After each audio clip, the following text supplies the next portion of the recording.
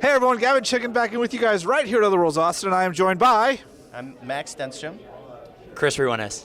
And what is your film? Our film is The Taker, it's a short film. Now, describe it to people in 2 sentences if they haven't seen it. 2 sentences. That's a challenge, right? It's like filling in Mad Libs. The Taker is about a young, fresh-faced census worker going door to door during the spread of a life-threatening chemical across the country. And he finds that he's been shouldered with a lot more pressure and responsibility than he maybe was ready for.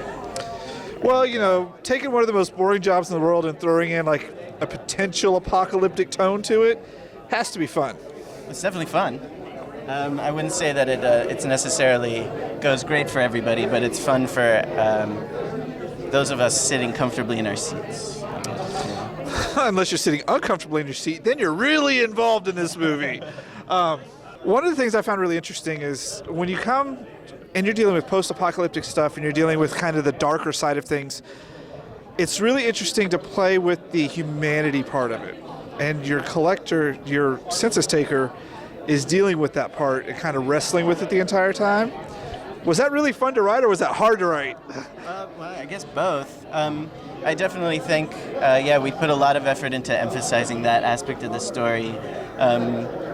There's a lot of like kind of high drama, melodrama, and like it's a bit of a morality thing, you know, right and wrong. But ultimately, I was when writing trying to put together something that emphasizes just human connection overall. So definitely fun, but it can be a bit of a challenge when you're focusing on trying to build a pre-apocalyptic or post-apocalyptic world to kind of zero in on like the actual human story and not get caught up in exposition and explaining the scenario and history or where things are going, you know, all that kind of doomsday stuff. Now, for your composer, how many films have you composed? Probably between like around 7 or 8. Are they all kind of the same genre? Like, is it a challenge to compose music that doesn't sound like everything else for like an apocalyptic drama where you don't want to fall into the same routines? Yeah, because music is so important. Right, Yeah. right. It can be tricky, especially because film music often is so much about gestures that people recognize. You don't want to do something that feels too familiar if you're dealing with a world that's falling apart, right? Yeah. But I like writing a lot of kind of like out there music, and so I do end up scoring horror films a lot because they give you the opportunity to do that. In this case, Max came with a constraint from the beginning, which was he wanted cellos and choir, which I thought was a great way to kind of evoke the tone we were looking for. So that was helpful to have that as a starting point. So last question for you guys. Do you think anyone would be that nice if the apocalypse was coming? Do you think humanity would just actually try to rise above it, or do you think it would just sink into chaos? You want to go first? What do you think?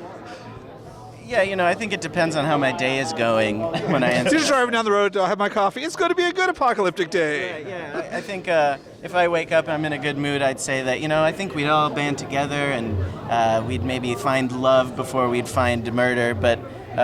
There's always that one bad seed. I'm looking at my cameraman. Well, I guess I'd just say that most of the days I have are not good days. So, I think we're all probably completely... I don't think things would go well if we didn't have the systems in place holding us together. And what about you? Well, I don't know. I kind of think that if the world were ending, there wouldn't be that much of a reason to murder people because you wouldn't gain very much, right? It'd be like The Purge. You get away with anything. Well, you get away with anything, but I feel like also there'd be more opportunity for like positive human interaction because that's all you'd really have left, you know? But I don't know. It could also be fun to get away with anything. Right? I'm like, hey, let's go run some people over with a steamroller. So thank you guys for being out here and have fun with the film, and let's enjoy Other Worlds Austin.